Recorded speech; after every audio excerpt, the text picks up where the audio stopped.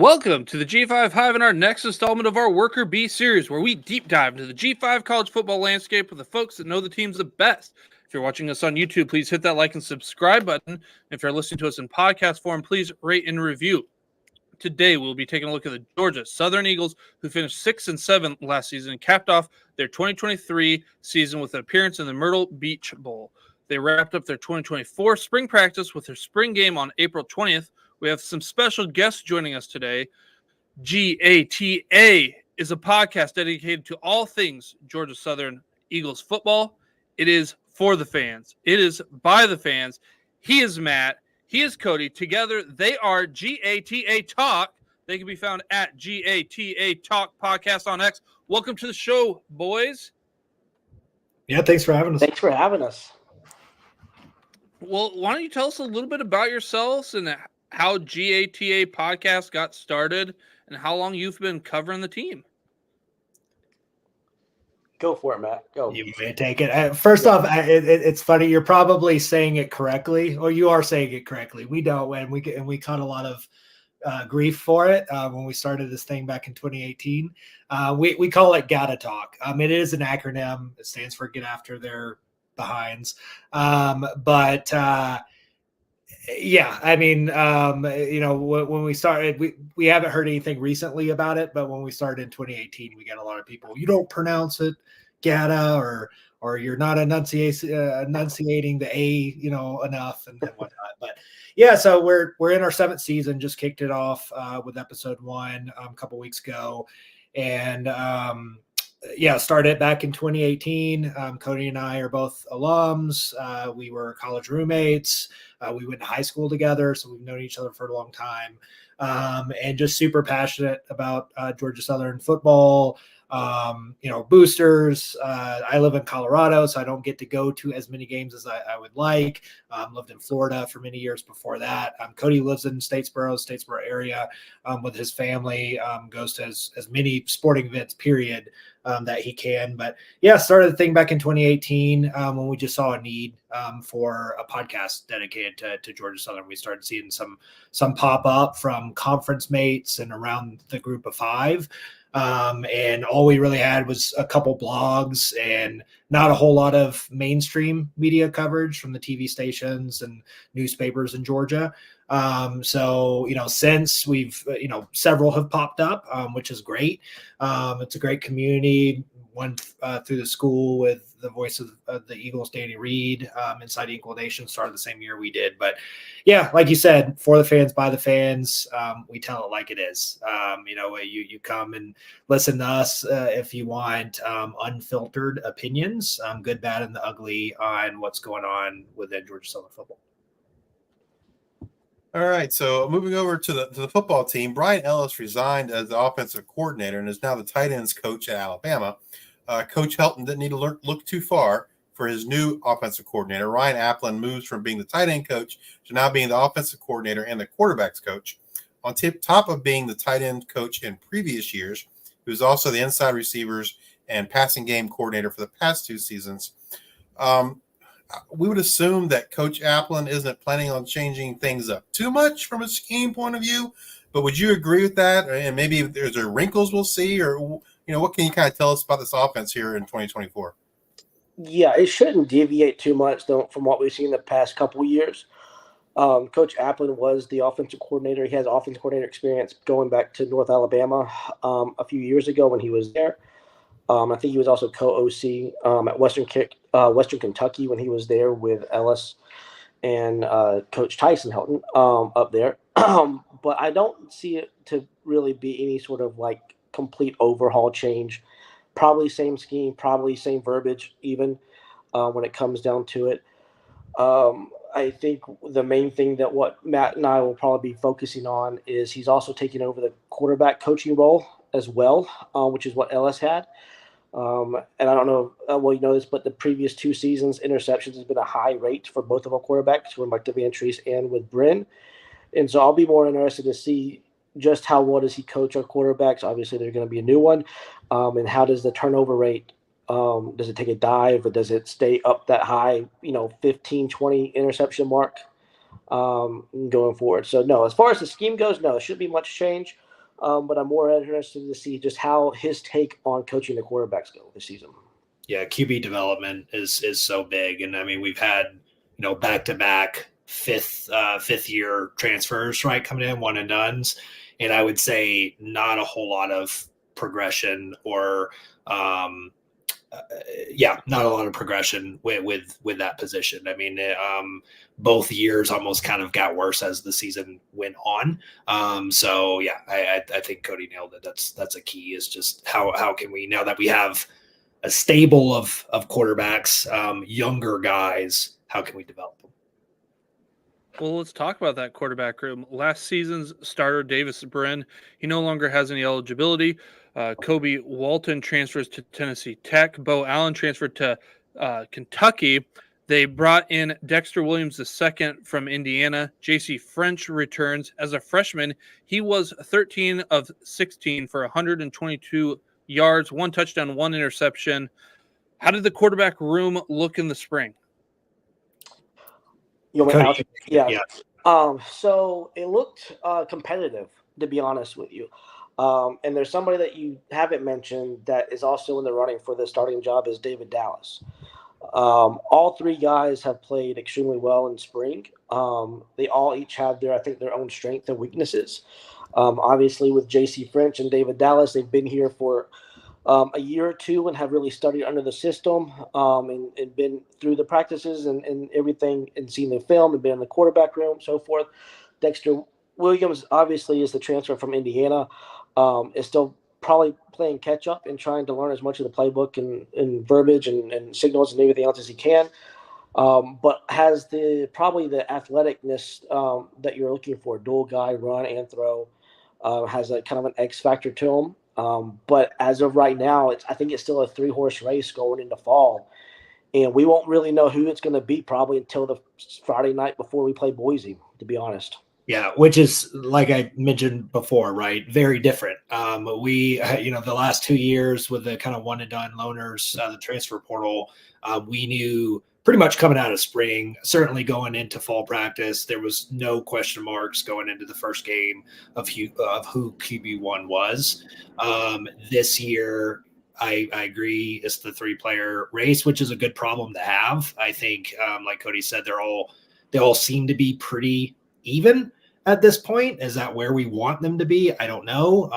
But it's good to have that competition, where before we had very little depth in that room. Obviously we had a drastic switch from a run heavy scheme to a pass heavy air raid scheme once Clay Helton came on board. And we made that transition pretty well, right, in 2018, throwing for 4,500 yards from Calvin Treese. But sustainability is the key, right? So, it's good to have some young guys in there. And again, will just be interesting to see how that develops and plays out. Well, you got an exciting game week 1 against Boise State. Like you said, it's a three-horse race here at quarterback. Who do you feel is the favorite in your eyes, or what you're hearing or whatnot around town? I think Matt and I may have a little bit of difference on this. I think it'll come down, honestly, I think it'll be J.C. French that'll get the start, just because he's had the year to sit behind Davis Brin. This is his second spring that he's gone through with the team. I think he probably feels a lot more comfortable in the system and knows. And he got some playing time, not much, but he did get some playing time last year. So he should be not as comfortable as you expect to have as a quarterback. And then in terms of Dexter Williams or David Dallas, I think it could be really a toss-up. I think it's just really who wants it more. But I would not be surprised if it's J.C. French that starts week 1. And then, if there's any issues or for some reason there's any sort of problems, to see a quick switch to one of the other two guys, Dexter Williams or David Dallas. Probably Dexter Williams, but I think either one I wouldn't be surprised if there's a quick switch if there's any issues in that Boise State game. Yeah, I mean, I agree with that. If I was a betting man, I would definitely say J.C. French right now gets the first snap of the season against Boise. But If you believe Phil Steele, right? I know Cody and I are both avid readers of his football preview. He actually has Dexter Williams third on the depth chart, and I know he obviously does his research and talks to the coaches. I know he talked to Helton last year. I didn't see a post from him if he talked to him this year. He did. There you go. So and I'm sure he asked the question. Whether or not, how forthcoming Helton was, who knows? But yeah, he has J.C. French 1, David Dallas 2, and Dexter Williams 3rd. And maybe that's just because, he's behind on the learning curve of the playbook. And that can obviously change going into the season. But, it's interesting with Dexter Williams because, again, he's that transfer. I mean, J.C. French was too, right? He's been in the system for 2 years now, but he was a transfer from Memphis, only spent 1 year there and transferred down. But, where David Dallas was a high school recruit. But Dexter Williams coming from Indiana. He is a semi-local kid from Macon, Georgia, was a highly recruited kid, 24th or 25th, I believe, dual threat quarterback in the country coming out of high school. Did have 2 knee injuries, ACL tears. Of course, we've seen Michael Penix Jr. right bounce back from that and be a Heisman finalist, and now with the Falcons. Not comparing the two by any measure, but the medical field has come a long way, right? Players can bounce back from knee injuries.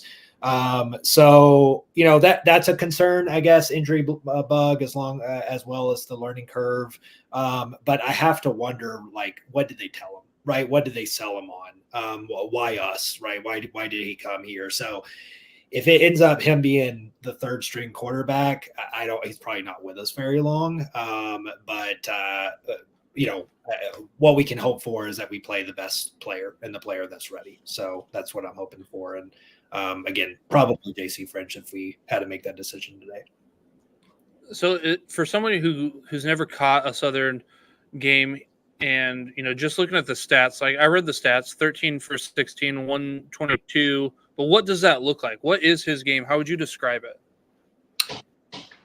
French is more mobile than what we've seen with Van Treese and Bren. He was mostly brought in on design runs last year. That was one knock on Ellis was some of the play calling decisions. It became very predictable. I would say, he was put in 3rd and short situations and just kind of QB design run. And most of the time would get stuffed. I don't have his stats up, but he probably had negative rushing yards. I'm not sure. But he is a more mobile guy. We saw it when he did get actual playing time to drop back pass.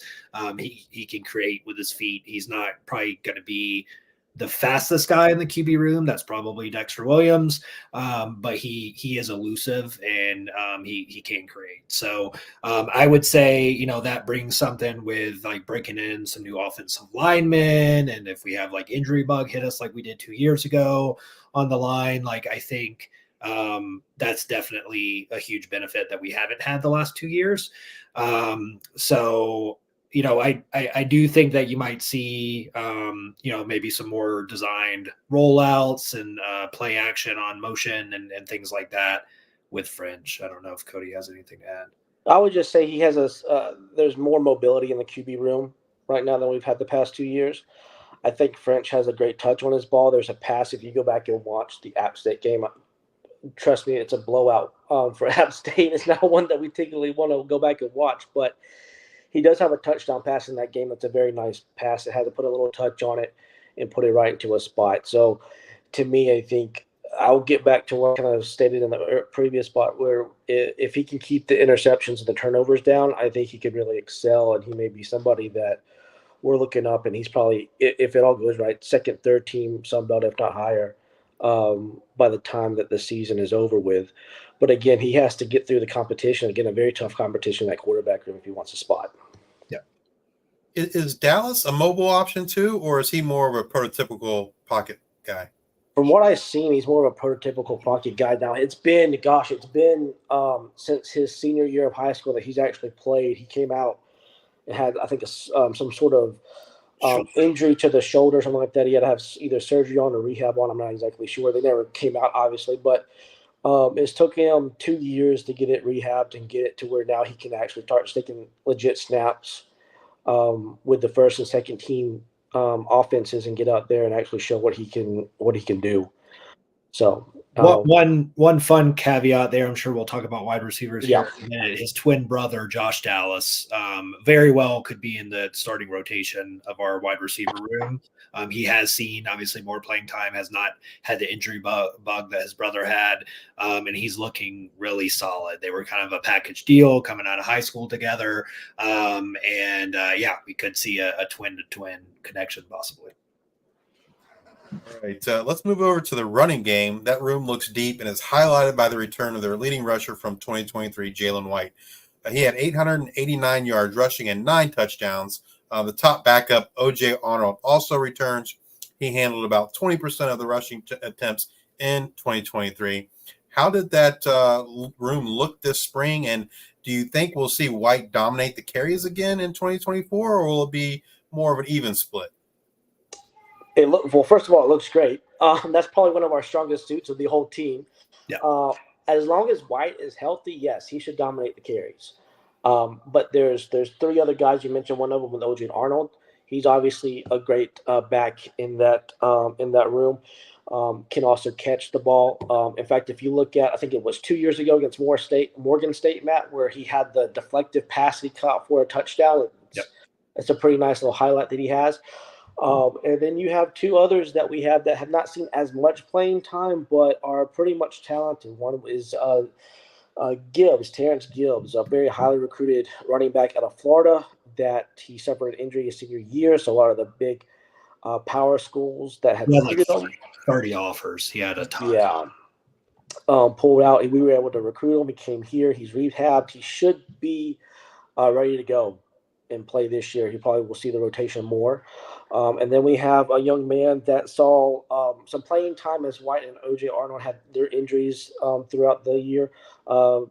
Matt, you got to help me with the pronunciation. David Badinga. Yep, Badinga. He is very shifty, quick twitch, very fast, very quick. Smaller on the smaller side, but is tough. And if you give him an inch, he'll take the mile and take it to the house if he's able to. I would say that is probably one of our most overall depth positions we have is solid, absolutely solid. And but yeah, if White's healthy, he'll get the majority of the touches. But there's 4 guys back there that can take the lead if they need to.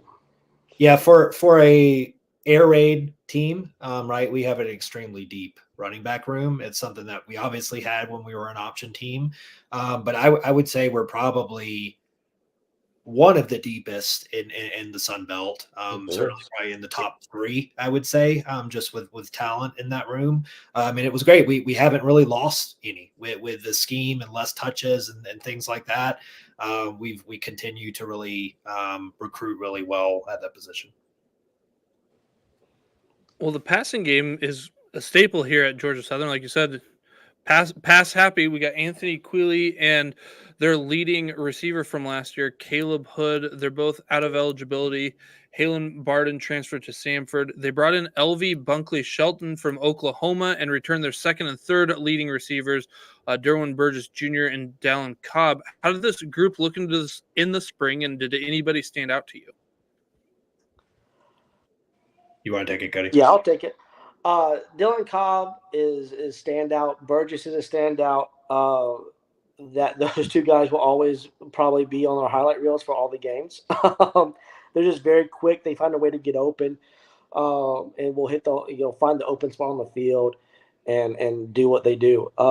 As the transfer from Oklahoma is who I'm very excited to see as how he matches up with the group, to be able to kind of hopefully kind of be that home run hitter, kind of be the guy that you have to, as a defense, are you going to put only one guy on him? If you do, well, he'll take advantage of that and beat him. If you put 2 or 3 guys on him, well, that's going to leave either Burgess or Dallin Cobb open, because you can't overmatch on one particular guy, because the other 2 guys will beat you easily.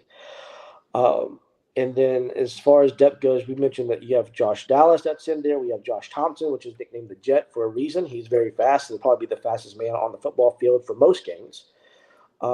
Matt, you want to go ahead? I know that you really like a wide receiver room as well. So one that you haven't mentioned, I mean, Marcus Sanders Jr. He's in the return game. He's played a lot of special teams. He'll definitely be probably see a lot more playing time at wide receiver. And then Sam Kinnerson, former quarterback, when we ran an option offense, converted to wide receiver after Helton came on. He is a redshirt senior, but unfortunately he got hurt 2 years ago during the Nebraska game. Yeah. He had a breakout game in the first week. We played an FCS opponent, but he looked great in that, had like 120 yards and a touchdown or two. And then looked really good with like 3 catches, I believe, in the Oklahoma game. Then unfortunately got hurt and was sidelined all of last year. So, definitely look for him. Small guy, again, former option quarterback, 5'9", 165. Probably be like one of those slot guys, but he definitely could make some noise. I would not be shocked at all if you see Sam Kinnerson's name on the all conference list at the end of the year. So Hood and Burgess Jr. ran most of the routes with 500 plus each. Who steps up into Hood's role? Dalen Cobb. It's Dalen Cobb. With probably Sam Kinnerson as the backup, and then probably Sanders as there in the mix too. Yes. All right. And then what can you tell us about early enrollee and true freshman Carmelo Mays? We've heard he's really, really fast. I haven't heard too much. If you heard that he's fast, that's great. I'm trying to go back and remember what all that I kind of remember about the spring practice or the spring game. I will say this: they have definitely recruited speed for the wide receiver room. Obviously, if you're faster than your opponent's defensive backs, you're going to have a huge advantage there. I'm trying to. If he does play, I wouldn't be surprised if he's in some sort of rotation with Sanders or Burgess.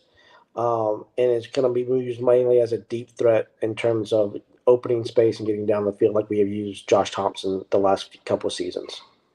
Yeah, I saw I don't remember who it was. I saw someone on YouTube talking about Carmelo Mays, and they said he ran a 4.340.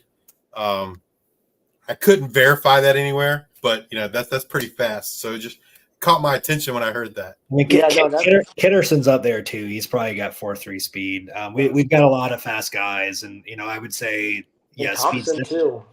Yeah, Jet Thompson. Yeah, so fast quarterback room. They're getting taller, right? In the past, they've been primarily blockers in the option offense, and on the smaller side, we are seeing some taller guys there, but still kind of in that like 6 foot range. But every now and then you'll see that 5'9", 5'10" guy. But very similar to the quarterback room, right? This is one that we're seeing a lot of depth now in year 3 of an air raid offense. We're seeing a lot more high school guys that are coming up through the system, not relying on those transfers that we've done the past 2 years to like plug and play.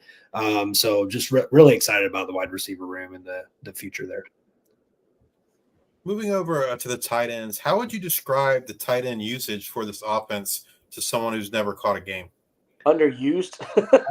Underutilized for sure. Talk about size. So we had a guy transfer from Kentucky, Keaton Upshaw, and he was 6'7", Cody, yes. I believe. I mean, just like really any team, but certainly Sunbelt teams, right? A complete mismatch on the linebackers and just underutilized. I mean, he had playing time, he had catches, had a few touchdowns, I believe, but not utilized the way we would hope. Now, Applin obviously was the tight ends coach. He's now the offensive coordinator. So we'll see what happens there. But Cody, I'll let you take kind of where we stand. Upshaw was a kind of one and done guy as well. So I'll let Cody take who he's looking for. Yeah, I will say this: the tight end room, as well as all the skill position groups, wide receiver and running back, have all very I mean, 3 or 4 deep with guys that can plug and play and start if need to. And again, it's a position that I think Matt and I discussed in our podcast the last couple of seasons that has not been utilized the way that we want, to use the mismatches to kind of create the holes and to create the openings for the other skill position players, such as wide receiver, running back, and take advantage of a linebacker that's too small or too short, and then also take advantage of a defensive back you put on that's way too short, that you can use your body to get the ball and at least move the ball down the field. But I am excited. Obviously, we had Tyler Fromm that has transferred over from Auburn, which was a huge get in the offseason that kind of helped replenish that depth that we lost. I believe we lost 2 pretty important tight ends this last season. As far as Tyler Fromm goes, you have Bo Johnson, who's been here. I want to say going back to 2017, 2018 is when Bo Johnson's been here. He's also very athletic and somebody that he doesn't get a lot of the publicity, but it's just as athletic as all the other tight ends that we have. If you follow baseball, his dad was Charles Johnson, the catcher for the Florida Marlins when they won their first World Series. And then if you go look down there, you have Evan Lester Jr., who was another one. He was a transfer from Mercer that has been in and out of the rotation the last couple of years. He's a very quick, more of a wide receiver type tight end that you would see in there.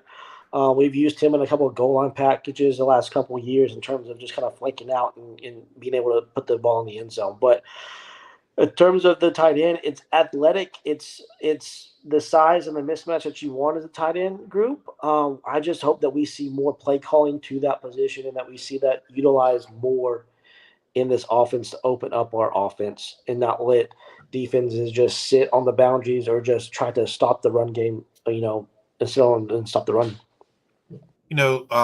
Speaking of Upshaw, I watched Shaw's spring game, 2 years ago, and I thought he looked great in that spring game. I thought he was going to do big things last year, and like I said, it never really materialized. He was a monster, man. Dude, me and Matt so excited about him. Yeah, so excited about him. And again, it was not a disappointment thing. When he got touches, he looked good. I mean, the mismatch was there. He had good hands. Decent breakaway speed and could break tackles but man, just not the targets that we were hoping for. Yeah. Last season they kind of used, I guess, I don't know what else to call it other than like a 2 tight end rotation, like with JJ McAfee, which to me was kind of like more like that wide receiver / tight end hybrid, right? And then Keaton Upshaw kind of like as the more traditional tight end, if you will. Do you see that happening again this year? And maybe it's Fromm as the traditional and Evan Lester as that kind of hybrid? Or do you think there's just going to be maybe one guy that gets more playing time? Or what do you think? It's hard to say. I mean, Fromm, he's the little brother of Jake Fromm, standout quarterback at Georgia. He did see some playing time at Auburn. He was mostly blocking tight end. Could definitely see him utilized in that area, big frame, right? But would love to see him get involved in the passing game as well.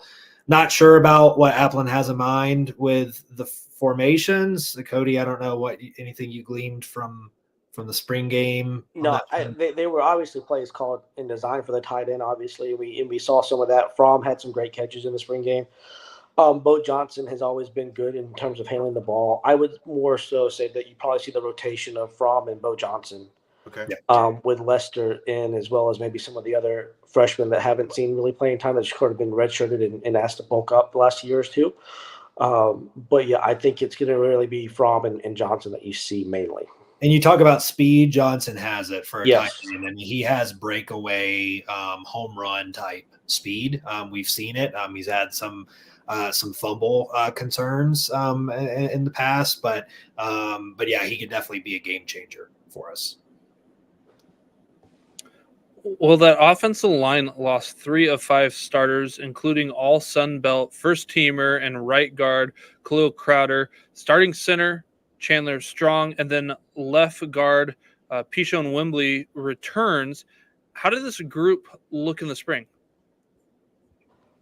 Good. I think that is a tribute to the new offensive line coach that we got. The first year that we had our offensive line coach came from UAB, which is Richard Owens, who's now the offensive line coach at Louisville.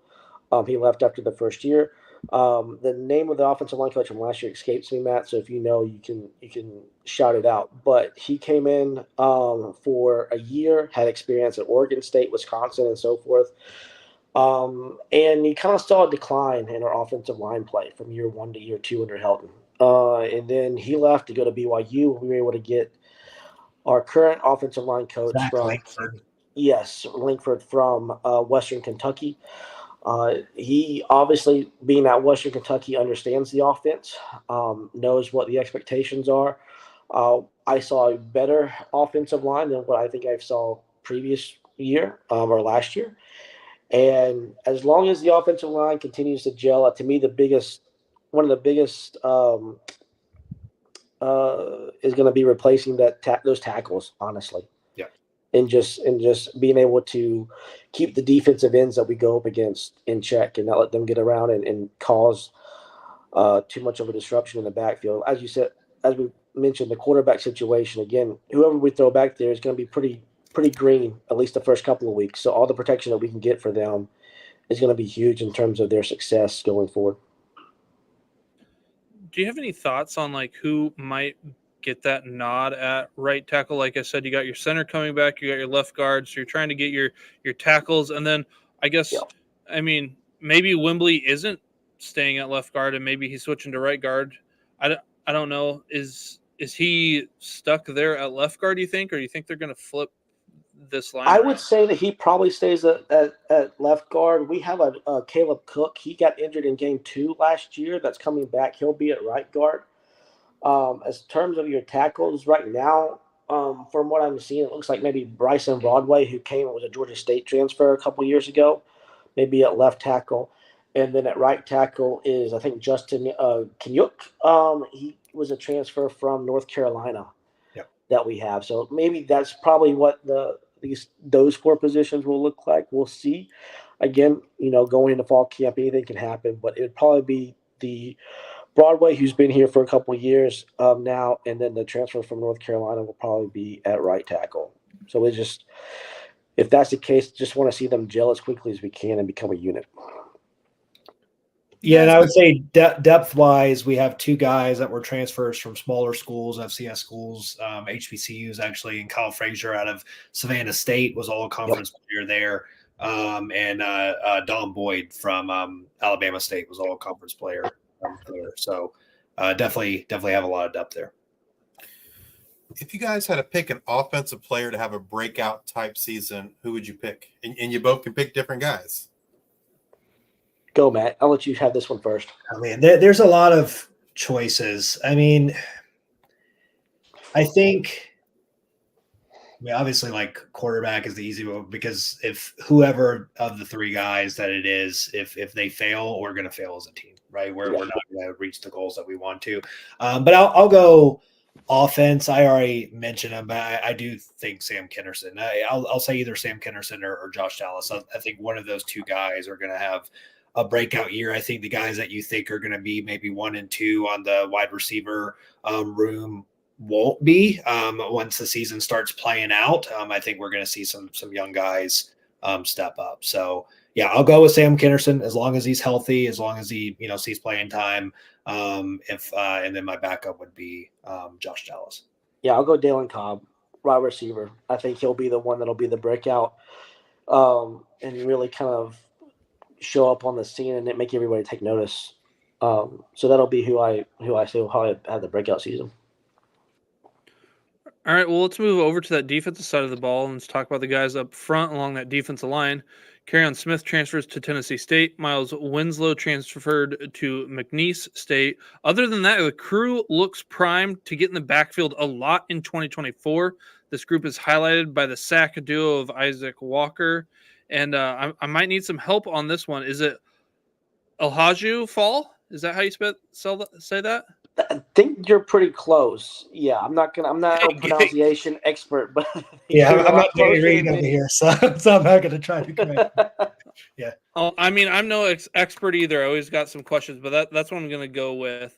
But if you need a tackle for a loss, don't worry. You got guys like Davion and Justin Rhodes, along with Deshaun Davis and Latrell Ballard coming back. How did that unit look in the spring?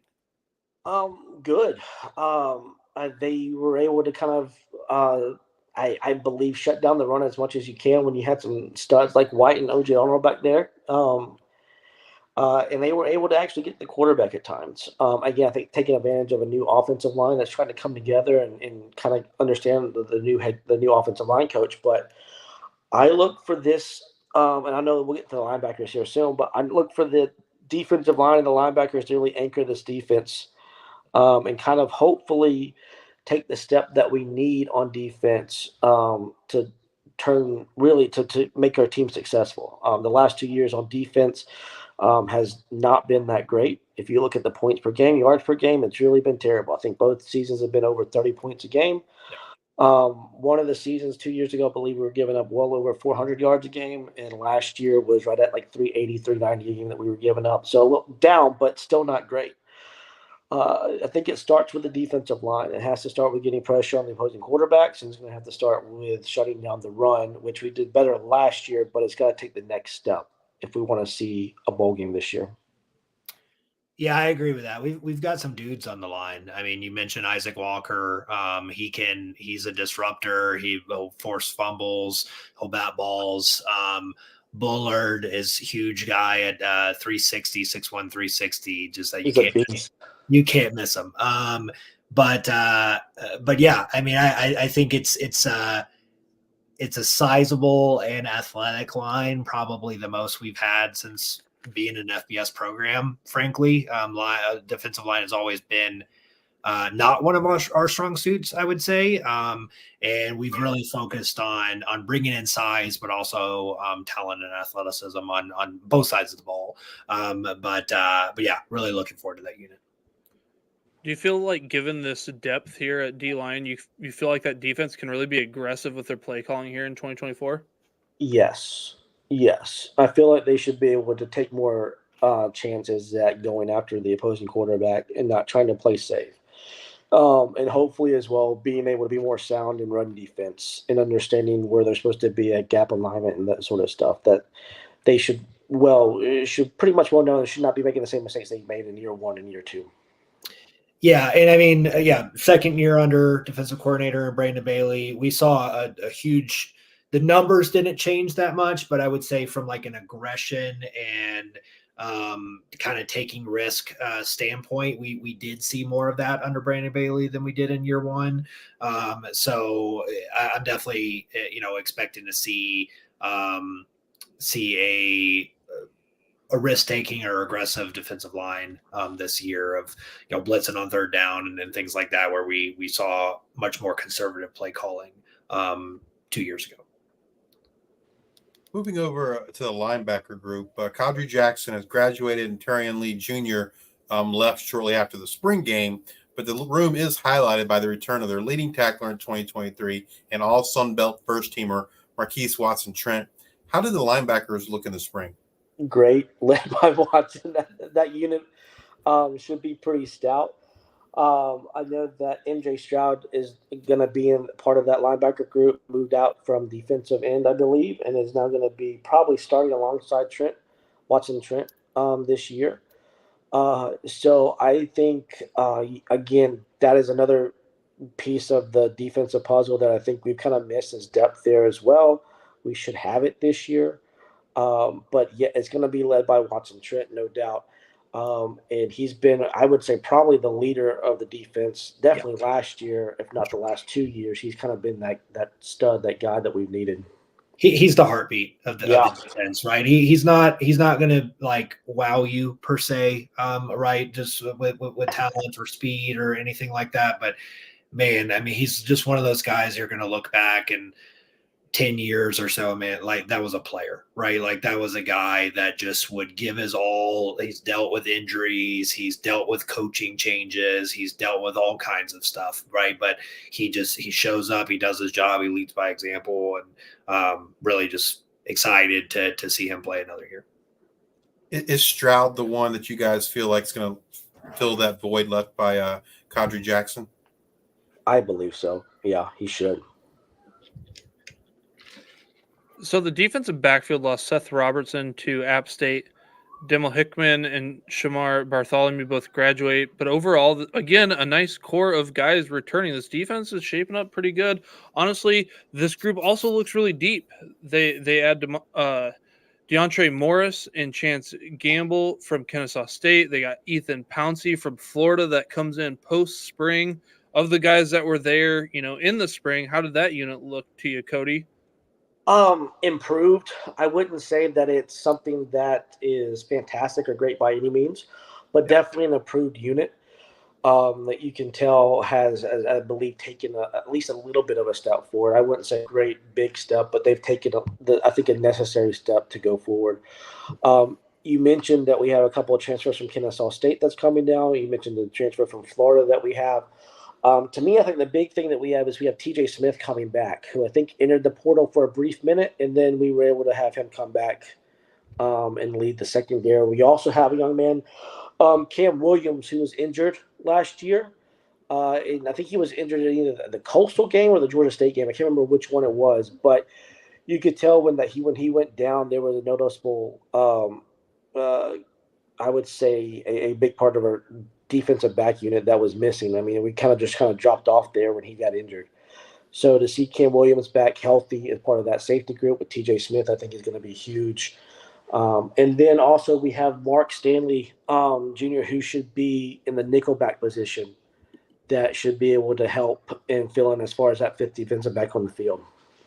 We also have a new defensive backs coach, Yes. Ryan Darius Stafford, who's a alum of us, former player, and so excited to see. I agree with Cody. I think it's probably been the weakest position group the past 2 years. I wouldn't say necessarily the weakest when it comes to depth or talent. It's just we haven't seen it realized on the field, right? Certainly 2 years ago, it was pretty rough at times with coverages and just, like Swiss cheese out there. Last year got a little bit better, but again, we have some guys and we have new leadership. So I think you'll hopefully see some improvement on that side. I mentioned Damel Hickman and Shamar Bartholomew both moving on, to post football lives. Who steps up in those roles? I know we mentioned a lot of guys. I think if I remember correctly, Bartholomew played the nickel position, so I'm hoping Mark Stanley can step up into that role. In terms of the other, I think you would want to have. I want to see Cam Williams. I want to see the transfer Gamble from Kennesaw State. I think right now he's slotted to be a starter at corner. I think I would be very impressed to see kind of what he brings to the table and see if he can hold on to that starting position through the fall and just sort of, again, solidify hopefully the depth that we have in that group. Because like I said, I think the pieces are there all across the board, linebacker, and then defensive backs. But we haven't seen it on the field the last 2 seasons at all. Yeah. And so I think Matt and I are probably cautiously optimistic about the defense, but it's one of those things to where it's like until we see it, we're not going to believe it. Yeah, they could be our worst unit. They could be our best. Like honestly, like I wouldn't be shocked if we had like 2 guys on the all conference team, but I also wouldn't be shocked if it was, we're dead last 2 years ago. And yeah, we're just giving up big play after big play. Yeah. If you guys had to pick a defensive player to have a breakout type season in 2024, who would that be? I think Fall. Especially if he gets to playing time. I think I read a stat on him where he had, I think, some what was it? Disruptions in the backfield. It was some stat about how he could get back a havoc rate, I believe is what it was. And his havoc rate was off the charts in what little playing time that he had last year. And so if you see him more of a rotational piece and more game time or game experience, I think you'll see him really be a standout in terms of tackle for loss and sacks and could really play his way into being a starting defensive end and being on one of the all teams at the end of the season. I'll say Justin Rhodes. He had a good year last year. He was a transfer from a small school. I think one of the surprise stories, but I think he could have a breakout year. Excited that he's back. He had 38 total tackles last year, but just 1.5 sacks. I would not be surprised if he adds pretty significantly to those numbers. With the spring practice now over, which position group or groups do you feel is the most concerning? Kicker. yeah, good one. Oh, but that's honestly that's a serious answer to that question. Kicking is I think we had a transfer from Georgia Tech that we got after the spring was over with. Our kicker from last year transferred out to University of Southern California. Yep. And so it'll be interesting to see what happens here. To me, as long as he can make his PATs reliably and we're good from within 40, then I'm happy with it. But if he doesn't pan out, then we're going to have a serious issue when it comes to our kicking game and probably being forced to have to go for it on fourth down a lot, especially when we're inside of a 40. Yeah, we started to build a reputation as Kicker U, right? I mean, arguably our most famous football alumni are kickers, right? We have Younghoe Koo with the Falcons, and we have Tyler Bass with the Buffalo Bills. But under Helton, I would say, right, our former coach, Chad Lunsford, was a special teams guy. We saw a lot of talented guys get in and develop under him.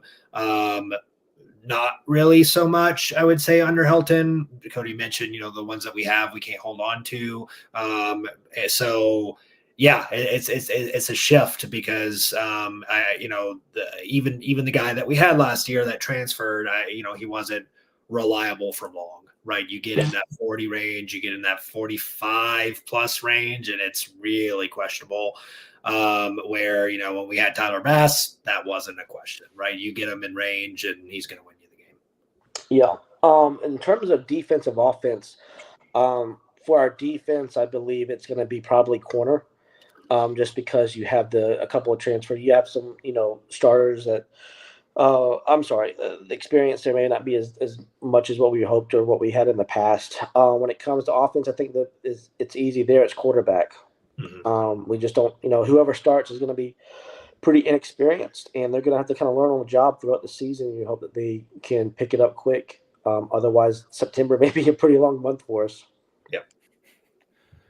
Is there anything in particular that the coaches might be looking to add through the transfer portal? I know most of it's pretty much dying down, but I just don't know the Georgia Southern scholarship status. Are you over the limit? Need a couple more guys? What's that looking like? Best that I can tell, I think we're set. I don't think we're over the limit, and I don't think that we're anywhere close, like any sort of depth issues to where we only have like 70 scholarships, and we, obviously there's the 85. I think we're pretty close at 85 if we don't have it right on the dot. And in terms of anywhere that we're glaringly lacking in depth, I don't think that's the case. I think we're pretty solid in almost all the positions, really in all the positions. Yeah. What would you guys say is the main strength of this team? Take it, Matt. I mean, running backs, I think it has to be. I get it. We run an air raid system. Most of our fan base, it was a big change for them, right? Because for 2 decades, we did an option attack. So it's really weird seeing us pass for 50 plus times a game. But we have, that running back room has a lot of talent, has a lot of depth, and is underutilized. So the hope is that with Applin, while the playbook and the scheme won't change, most likely, the play calling and decision making will. Where with Ellis, at times he just seemed stubborn, frankly, or reluctant to run the football. We had one series, I forget the game, Cody, but we were within the 5, first down, and like 3 or 4 to go. And we think it was Coastal. Yeah, Coastal, 3 straight passes, right? Run the football, right? You have Jalen White, give him the football. He gets more touches. He's a 1,000-yard rusher this year. So, yeah, it's got to be the running back room. when it comes to the recruitment of the new players and the retention of existing players, how has NIL and the transfer portal impacted Georgia Southern? Positively, Yeah. I would say. I think when it comes to NIL, I think we've kind of really been ahead of the game on that. We've been very proactive with it. We had the Eagle Collective. It hasn't been that we're waiting to see what other conference mates or other G5 schools are doing. I feel like we're really kind of just taking the initiative. Yeah. And kind of doing it ourselves. This past May, I believe it was, we had a NIL concert with Cole Swindell, big country music artist that was a graduate of the university, came down, set it up, and we used that, and that was a big fundraiser for that. And so I would say that we've really taken the bull by the horns on that and try to be a leader in that regard. Yeah, for sure. I mean, I echo that. I mean, I think, we've certainly seen a revolving door like all teams have had.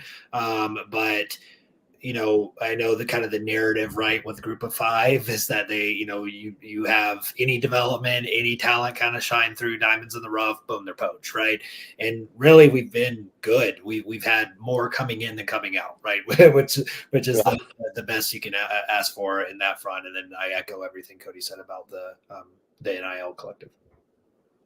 It seems more and more that the demands of a head coach are really turning into a general manager type role, between recruiting freshmen, recruiting players from the portal, trying to retain your own players, and then you add fundraising on top of all that. And maybe they're not as involved in the X's and O's as they used to be. Do you see that happening at Georgia Southern? For sure. I would say for the first time ever. All right. Really, we obviously have a bigger coaching staff than we probably ever had. We have more analysts than we've ever had. We have more on-field position coaches than we've ever had. And Helton, arguably, obviously, we've had legendary coaches, and in no way like comparing him right now to those, but he had the best resume, right? Coming in from USC and winning a Rose Bowl and winning a Pac-12 championship. And he was really brought in, our athletic director, Jared Banco, I believe, was quoted saying like, we need a CEO, right, of the football program. And that really is what Helton has done. He's kind of worn that CEO hat, bringing in the right guys, surrounding him, making the changes when he needs to, filling gaps when guys leave on their own accord. And yeah, I mean, I think we are building towards something. Obviously, we need to start seeing results and start seeing progress. But I would say we're in, from an administration standpoint, all the way from the AD to the head coach and on, in the best spot we've been as an FBS program. Yeah, and I'll take it a step further that when Benko hired Clay Helton, I think he tasked him with the responsibility of bringing our football team up to the modern era.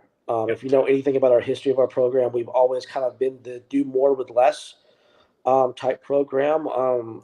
We may not have all the most money or the best on-field facilities or whatever, but we're the option team. We're runts try harder. We go after it. We're going to beat you with hard work and sweat, and that's just how it's going to be. We're going to outwork you. Not to say that still doesn't hold true today, but we're not just going to be okay with do more with less. Why don't we do more with more?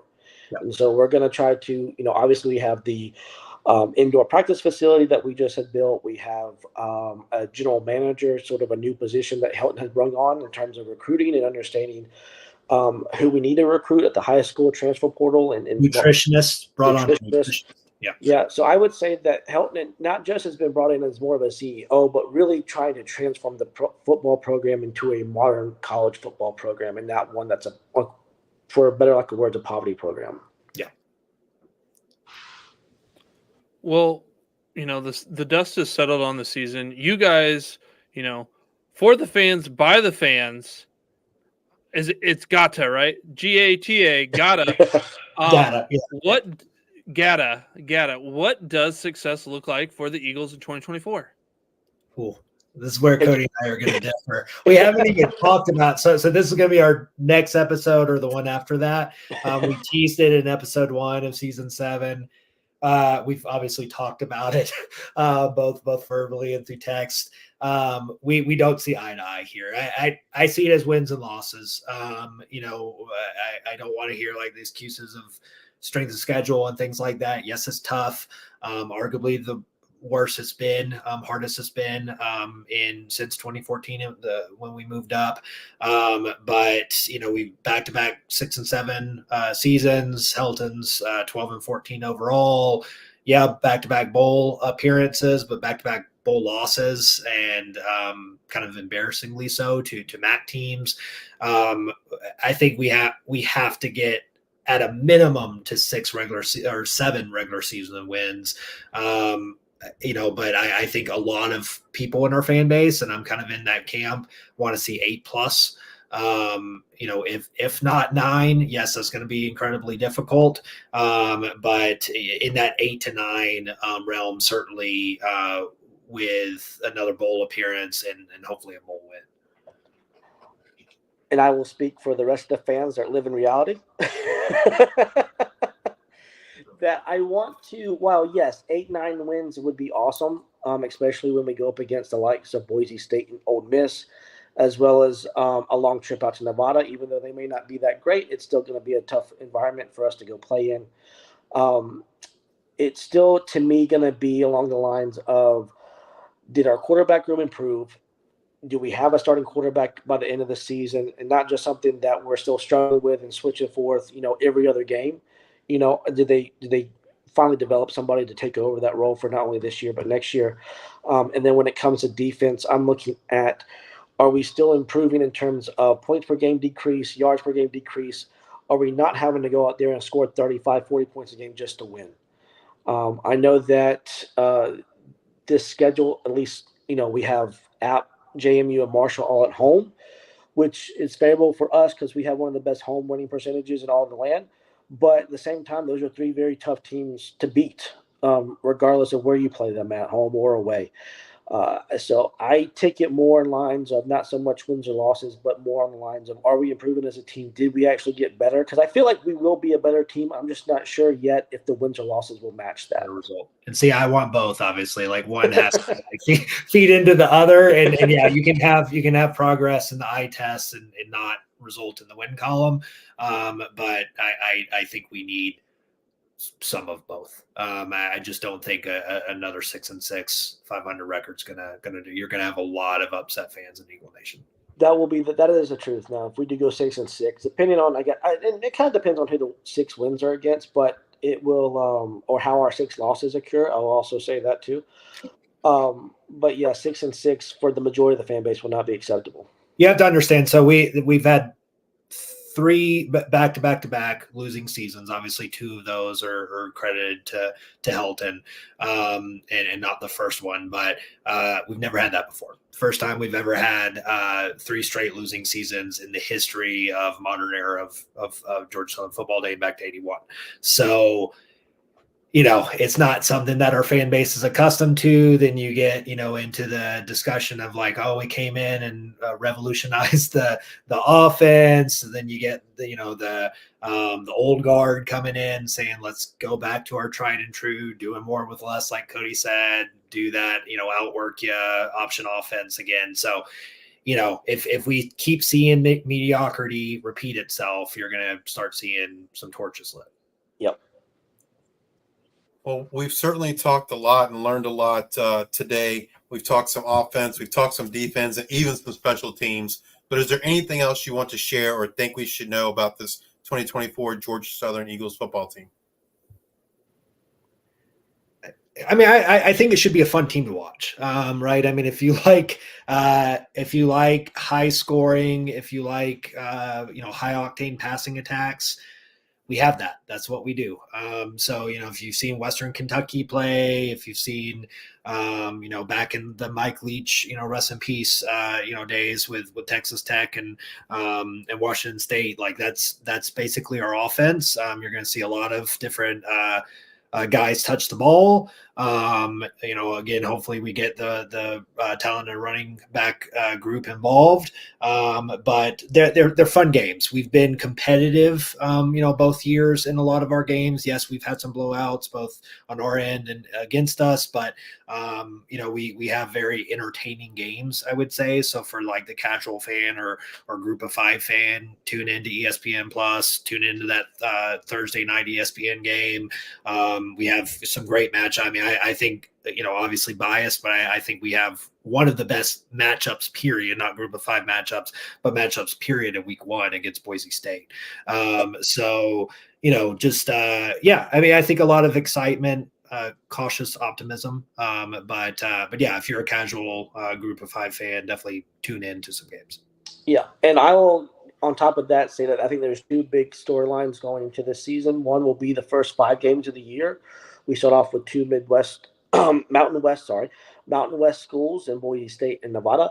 And then we end September with going up against Ole Miss at Ole Miss, and then going up to Atlanta to play Georgia State, which has turned into a big rivalry here. So it'll be, when we talk about Clay Helton's season, it could very well be determined by the time we get through with Georgia State at the end of September. I'll add to that.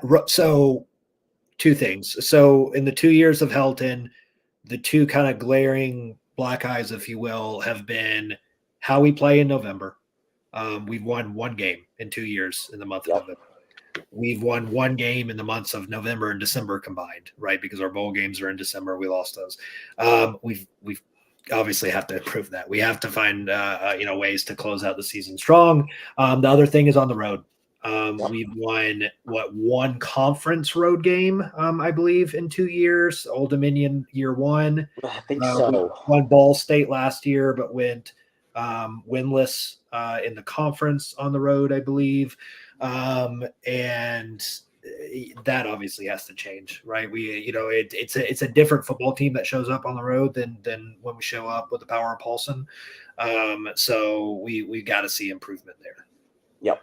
And that was going to be my second point, was how we finished the season. In the last 2 seasons, we finished the season 1-9, going from our November and bowl games. So obviously that changed. In fact, if you look at last year, we were 6-2 after we beat Georgia State, which happened on the Thursday before Halloween. JMU was not eligible to win the Sun Belt East nor participate in the championship game. So at that point, we had a 2-game lead over the Sun Belt East with 4 games left. And we lost all 4 games, and that just can't happen again this year. Yeah. Well, Matt, Cody, we want to thank you again for sharing your time and knowledge with us today. We really appreciate it. Thank you. Yeah, thanks for having us. Been fun. If you're watching on YouTube, please hit that like and subscribe button. And if you're listening in podcast form, please rate and review on Spotify or Apple Podcasts. Thank you all for your support. And until the next time, we are the G5 Hive. Yeah.